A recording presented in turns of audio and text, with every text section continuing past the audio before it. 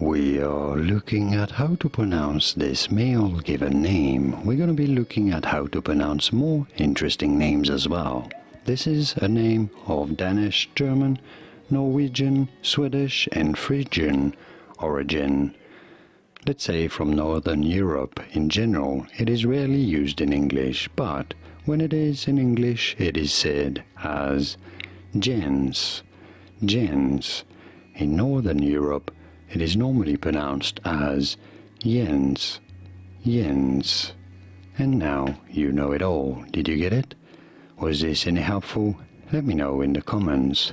Here are more videos on how to pronounce more words and names whose pronunciations aren't exactly always obvious. I'll see you there to learn more. Thanks for watching.